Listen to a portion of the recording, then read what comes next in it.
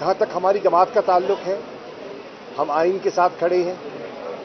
ہم عدلیہ کے اس دو ٹوک موقف کہ آئین کی اہمیت سب چیز پر فوقیت رکھتی ہے، ہم اس نقطے پر کھڑے ہیں.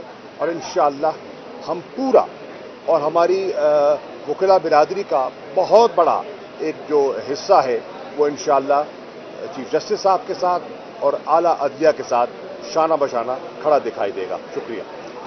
میرے خیال میں آج چیف جسٹس صاحب نے جو بات کی، جس کو دہرایا انہوں نے، اور وہ تقریباً ہر روز اس بات کو اٹھاتے ہیں کہ اس جو مقدمہ چل رہا ہے اس کے فیصلے کے اندر صرف یہ تعین نہیں ہونا کہ الیکشن کی تاریخ کون سی ہوگی، اور وہ ظاہر ہے کہ بالکل آئین کے اندر بھی واضح ہے، سپریم کورٹ کی آبزرویشن سے بھی واضح ہے کہ وہ، لیکن اس کے ساتھ ساتھ اتنا ہی ضروری یہ ہے کہ وہ ماحول کیا ہوگا جس میں یہ الیکشن کرایا جائے گا. اور یہ بڑی اہم بات ہے، اور سپریم کورٹ بھی اس کو آبزرو کر رہی ہے، اور پوری قوم کو بھی دیکھنا چاہیے اس کو کہ جب پہلے دن سپریم کورٹ کے چیف جسٹس صاحب نے تمام پارٹیوں سے یہ یقین دہانی مانگی اور انہوں نے کہا کہ ہمیں کمٹمنٹ چاہیے کورٹ کو کہ آپ باہر ایسا ماحول پیدا کرنے میں مددگار معاون ثابت ہوں گے کہ جس میں ایک صاف شفاف آزادانہ الیکشن کرایا جا سکے. تو اگلے ہی دن تحریک انصاف کی طرف سے چیئرمین عمران خان صاحب کی کمٹمنٹ دلا دی گئی تھی کہ بالکل جیسے سپریم کورٹ چاہتی ہے ہم اس کے مطابق اپنی کمٹمنٹ دینے کو تیار ہیں، اپنی معاونت کی پیشکش کرنے کو تیار ہیں. لیکن ابھی تک حکومت کی طرف سے اس کے اوپر کوئی جواب نہیں آیا.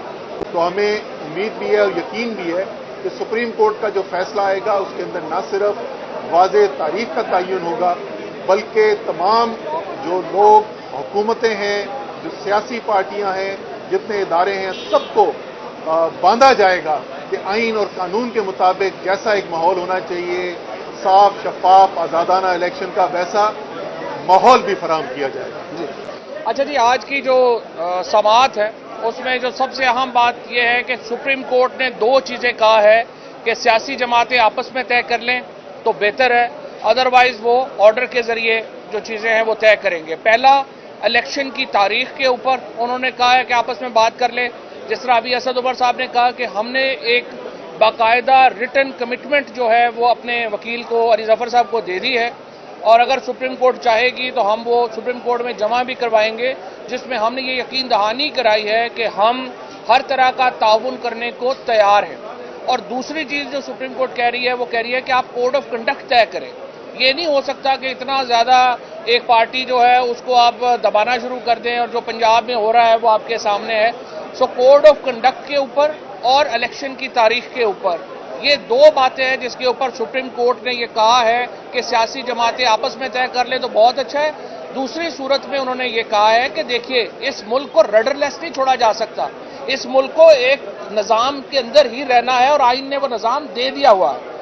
اب سے کچھ دیر پہلے مجھے بڑا افسوس ہوا ہے کہ جو مریم نواز نے پریس کانفرنس کی ہے اور کہا ہے کہ وہ 3 ججز کے فیصلے کو نہیں مانیں گی. مریم اورنگزیب نے یہ بات کہی ہے. مریم اورنگزیب زندگی میں کبھی کوئی الیکشن ہی نہیں لڑی. جو ان کے لوگ ہیں، جو سنجیدہ لوگ ہیں نون لیگ میں، وہ آ کے سامنے آئیں اور سپریم کورٹ کے سامنے اپنی کمٹمنٹ کا اظہار کریں.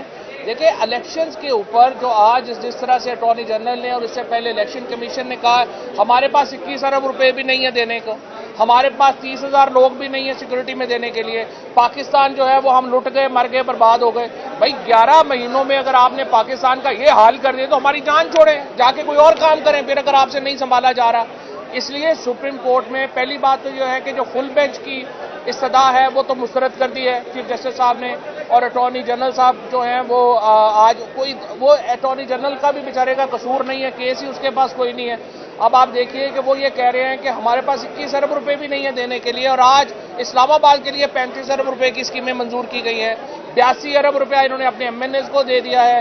10 ارب روپیہ کے یہ لیپ ٹاپ لا رہے ہیں. تو مطلب ان کو جھوٹ بولتے ہوئے، اور وہ بھی پکے منہ سے جھوٹ بولتے ہوئے، کوئی پرابلم ہی نہیں ہوتا ان کا. یہ سارے کا سارا جو ان کا ایک نظام ہے وہ یہ ہے. اس لیے بینچ یہ واضح ہے، انہوں نے کہا جی الیکشن ہونے یہ آپ آپس میں طے کر لیں یا پھر ہم نے طے کر کے دینا ہے. اور ہم پوری طرح جو تحریک انصاف ہے وہ سپریم کورٹ کے پیچھے کھڑی ہے، ہم چیف جسٹس صاحب کا جو اختیار ہے بینچز بنانے کا اس کو بھی ہم تسلیم کرتے ہیں اور انشاءاللہ تعالی سپریم کورٹ کے فیصلے کے اوپر عمل درآمد ہوگا.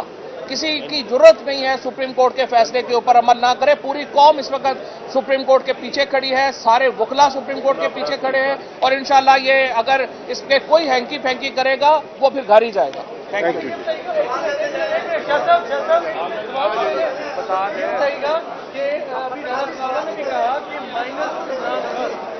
مائنس عمران خان کیسے ہو سکتا ہے؟ عمران خان ہی پاکستان میں پلس ہے, عوام کو represent symbol Imran. My YouTube channel. Subscribe اور لائک کریں.